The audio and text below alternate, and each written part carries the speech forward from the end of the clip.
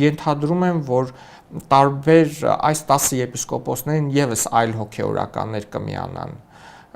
որ դա ինչ-որ շղթայական ռեակցիա կլինի եւ կտեսնենք առաջկա։ Ենթադրում եմ, որ իրադարձությունները շատ արագ են զարգանում։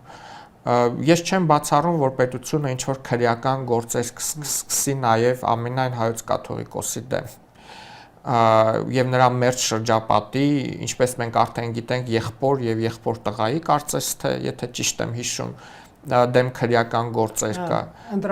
Այո, խոչընդոտելու համար։ Եվ թերևս միակ ելքը այս պարագայում մայրաթորից հեռանալն է, ինչը կարծում եմ տեղի կունենա,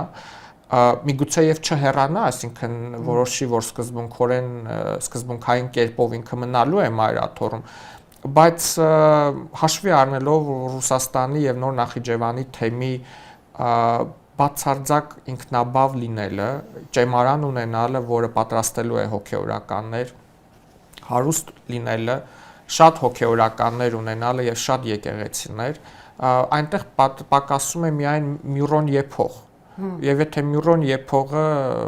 մայրաթորը լքի եւ գնա Մոսկվա, մենք կունենանք ալտերնատիվ կաթողիկոսություն։